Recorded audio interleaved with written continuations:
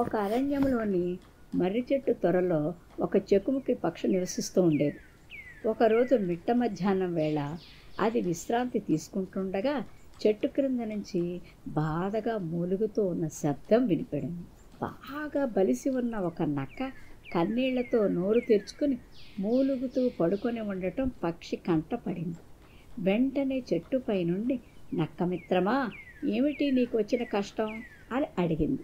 రొప్పుతూ ఉన్న నక్క నిదానంగా తలెత్తి పైకి చూసి, ఓ పక్షి మిత్రమా, ఏమని చెప్పను, ఈరోజు ఉదయం నేను ఒక కుందేలును చంపి తింటుండగా ఒక ఎముక నా పళ్ళ మధ్యలో ఉండిపోయి గుచ్చుకుంటూ నన్ను బాధిస్తోంది. నోరు మూయడానికి, ఏ ఆహారము తినడానికి కూడా వీలు లేకుండా అడ్డుపడుతోంది అంది బాధగా. పక్షి నక్క మీద చాలా జాలి కలిగింది.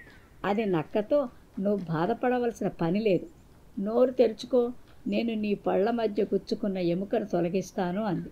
నక్క అలాగేనని నోరు తెరుచుకొని కూర్చుంది. చెకుముకి పిట్ట కిందకి వచ్చి నక్క నోట్లోకి తన ముక్కను పోనిచ్చి సుతారంగా ఎముకను బయటికి లాగేసింది. నక్క సంతోషంగా, పక్షిమిత్రమా, నా విపరీతమైన బాధను పోగొట్టి నా ప్రాణాన్ని కాపాడావు. ఈరోజు నుంచి నేను సంపాదించిన ఆహారంలో సగం వాటా నీకు ఇస్తాను. ఇక నుంచి మనం ప్రాణ స్నేహితులం అంది. అప్పటి నుంచి నక్క, చెకుముకి పిట్ట రెండూ స్నేహంతో చాలా కాలం కలిసి ఉన్నాయి. కానీ ఏ రోజు నక్క పక్షికి ఒక చిన్న మాంసం మొక్క ఇచ్చిన పాపాన పోలేదు. ఒకరోజు చెకుముకి పక్షికి ఎంత తిరిగినా ఆహారం దొరకలేదు. చివరికి నీరసంగా చెట్టు పైన కూర్చుంది. అప్పుడు కింద ఓ పెద్ద జింక మాంసం తింటూ నక్క కనిపించింది. పక్షి సంతోషంగా, నక్క మిత్రమా, అలా ఆకలిగా ఉన్నాను, నాకు కొంచెం ఆహారం ఇవ్వవా అని అడిగింది.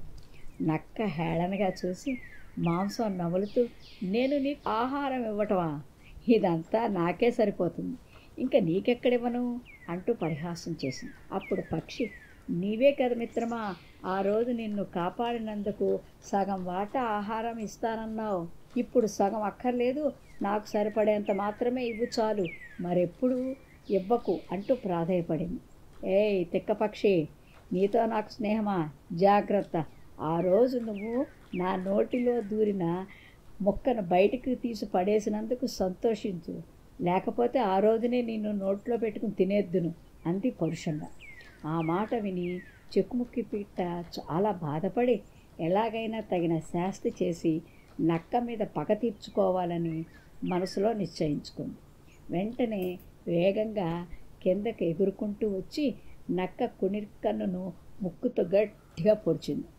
నక్క కన్ను రక్తం తారంగా తీవ్రమైన బాధ కలిగించింది. వెంటనే అది నేలంతా పొర్లుతూ ఓళ పెడుతూ గట్టిగా రోధించసాగింది. పక్షి, చెట్టుపైకి వెళ్ళి ఆపదలో నిన్ను కాపాడినందుకు కృతజ్ఞతైనా లేదు నీకు, కుడి కన్ను పోయినా బాధ లేదు, ఎడమ కన్ను బాగా ఉన్నందుకు సంతోషించు అని అక్కడి నుంచి ఎగిరిపోయింది. కథ సమాప్తం.